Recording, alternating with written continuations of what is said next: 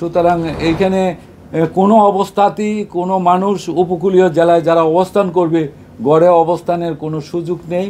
তাদেরকে উঁচু স্থানে সাইক্লোন শেল্টারে অবস্থান করতে হবে এই বিকাল 3টার পূর্বেই, এতে কোনো সন্দেহ নেই।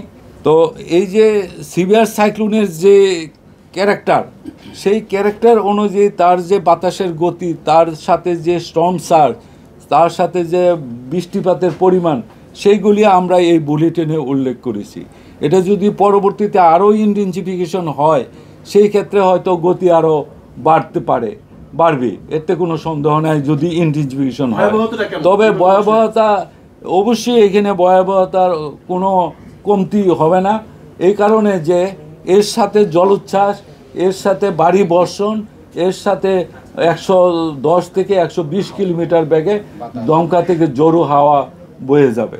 সুতরাং এইখানে কোনো অবস্থাতেই কোনো মানুষ উপকূলীয় জেলায় যারা অবস্থান করবে গড়ে অবস্থানের কোনো সুযোগ নেই।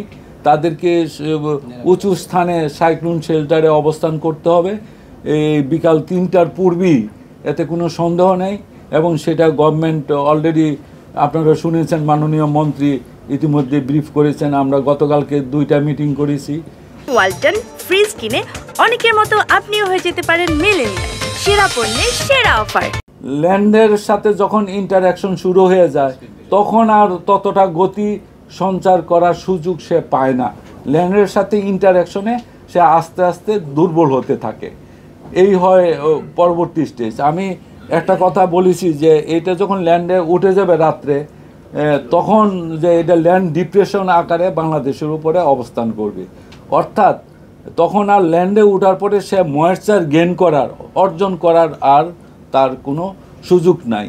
সাগরে যতক্ষণ থাকে ততক্ষণ তার সোর্স হলো সে ওয়াটার থেকে সে এনার্জি গ্রহণ করে। আচ্ছা, প্রিভিয়াস কোনো ঘূর্ণিঝড়ের সাথে এটার কি আমরা কিছু উদাহরণ আপনারা দিতে পারেন কিনা, বা শক্তিমত্তার দিক থেকে বা ক্ষমতার দিক থেকে যদি প্রিভিয়াস কারোর সাথে যদি তুলনা দিতে বলি সেক্ষেত্রে?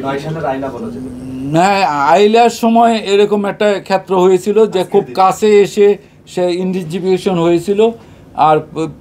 আর একটা বিষয় এইখানে, এটি এখনও যে মুভমেন্ট, সে পূর্বের কোনো সাইক্লোন দেখা গেছে যে 50 থেকে 60 কিলোমিটার গতিতে অগ্রসর হয়ে ল্যান্ড অতিক্রম করছে, সেইটা এই ক্ষেত্রে এখনও এরকম কোনো লক্ষণ আমরা দেখছি না।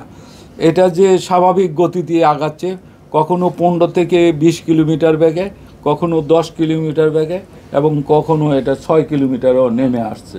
তো এই যে গতি, এটা শক্তি অর্জন করার একটা সিনড্রোমই ছিল, যেই কারণে আজকে এটা সিভিয়ার সাইক্লোন আমরা ডিক্লেয়ার করতে বাধ্য হয়েছি এবং এর শক্তি অর্জন করি।